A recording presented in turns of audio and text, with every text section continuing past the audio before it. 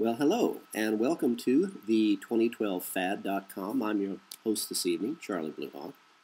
Last night we chatted about the last chance, that one single moment in time where we as a people, we as a race, had one last chance to seize control of our country, of our world, back from the masters, the elite, the Committee of 300, the Olympians, without a civil war, without even shedding one drop of blood.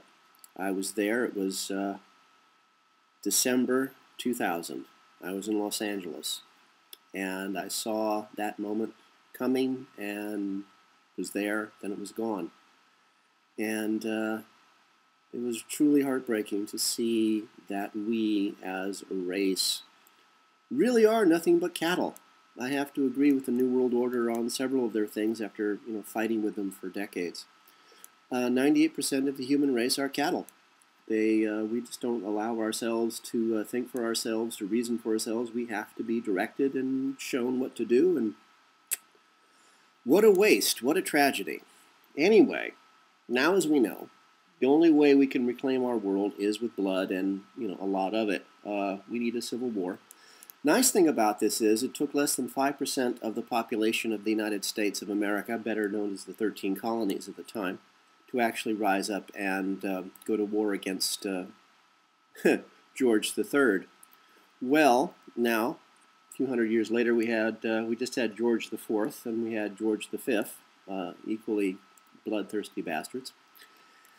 So it won't take a lot of our population to stand up and say, no, we ain't taking this no more. But happily, the brown dwarf star, the companion, the boyfriend of our primary yellow sun, is going to solve the problem for us. It will be here. It is here now. Just look towards the South Pole and you can probably see it, especially if you're in the Southern Hemisphere. And when it passes between the Earth and the Sun, it's going to flip our world end for end like a billiard ball, as it has done every 32,000 years like clockwork. We spoke a couple episodes back about National Geographic in 1964 I'm not even sure what the correct word is. They did a magnetic scan of the bottom of the ocean, tracing the magnetic traces in magma, and they found traces of magma on the ocean floor, and it was in strips. Every 32,000 years, the first strip would be positively charged. The strip of solidified magma right next to that, the next 32,000 years, had a negative charge, which means that every time this magma solidified, it held the magnetic charge at that particular moment in time, which meant either every time the world flipped, the direction of the magnetic charge changed. So here we have, I don't want you to say things like positive proof, but damn, isn't that hard to ignore? So we have all these little wars over oil that our masters are having us fight, that will sweep us all away. Oil, of course, being a natural byproduct of the Earth herself. The Earth makes oil, just like she makes water and air. And she gives us everything we need, and look what we're doing. Anyway, so our masters are having us fight these wars over oil, which we don't need. And it's going to sweep most of us away. And before we even get up the courage, the nerve, or even give ourselves permission to act like men and women and not like frightened cattle, and rise up and take our world back, this little brown dwarf star is going to do it for us. Nature will be doing our job for us. But if you're interested in surviving the event, you have lots of questions. Me, I've known about the event since I was a small child, and was always very puzzled and confused as to why no one else could see what was, to me, very obvious. Never really impressed by the level of intelligence of the people that I grew up around. They were ex-Army intelligence, CIA, military, really the dregs of the earth. Oh, and, I did try talking about it when I was little and other such things, but I never learned to keep my mouth shut, sadly. Lord knows the adults I grew up with tried their very best to beat it out of me, which is why today most of the bones in my body have been broken. Heck, my nose is still broken, and all of this was done to me before the age of 5. The fact that I'm still alive, I suppose, is a testament to my own grotesque stupidity. I was just too stupid to realize that I was beaten and outnumbered and should have just lied down and died. Many times I wish I had, rather than to have experienced what I've experienced the last couple of decades. But here I am today, still trying to wake up enough good people that a few of us will stand a chance. Will we? Well, you know, that's a really good question. Frankly, it really is out of my hands. It really is all up to you. I can only tell you what I know, and then you have to decide. I will survive the event. Why? I truly, again, have no idea. But it does get us down to some really basic questions. The first one is, where?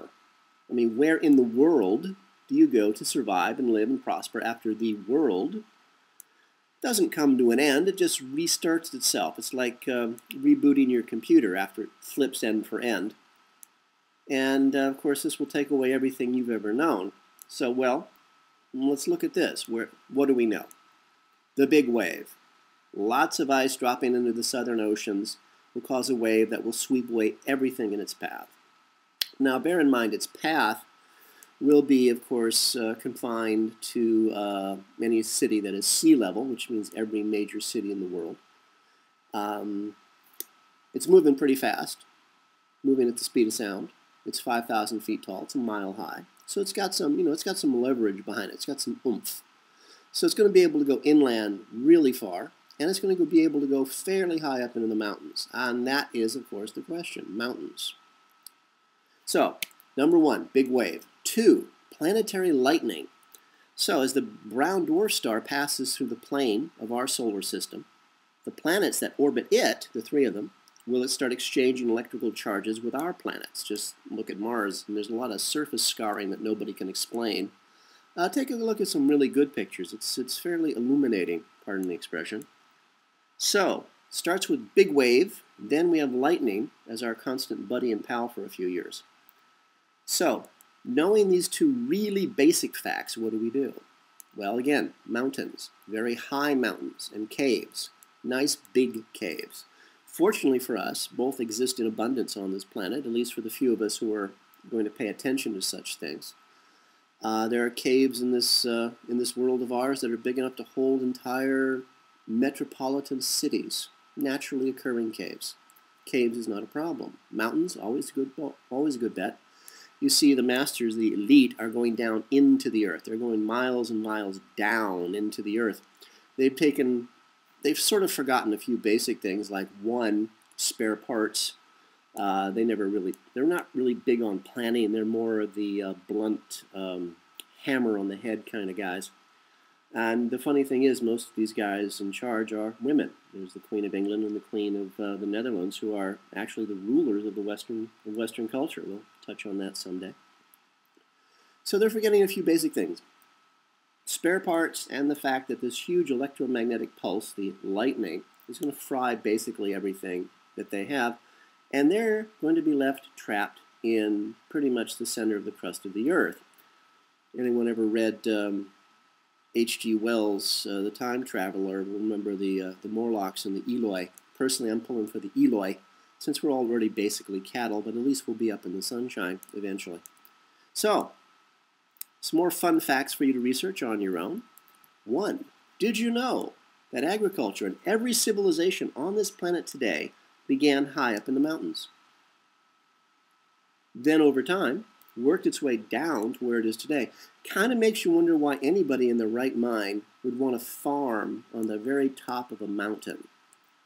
Unless, of course, the mountaintops were islands at the time. There are actually still tribes in South America living way, way, way up in the mountains who are terrified of the ocean that they've never seen and refuse to come down out of the mountains. Sound fairly intelligent to me. Second fun fact for you. Look at ancient cave paintings, drawings, on any continent from any culture in the world. They all depict the same concepts: lightning in the sky, striking the earth like rain. And yet these folks survived, and, who drew the pictures? Well, more on this and other fun thoughts next time. As always, we here at the 2012 The Fad have a plan to survive the event, and we will enjoy life and prosper and be happy because most of you won't be there. We have a plan. Do you? For all of us here at the2012fad.com, this is Charlie Bluehawk wishing you a really good day and reminding you to keep a good thought.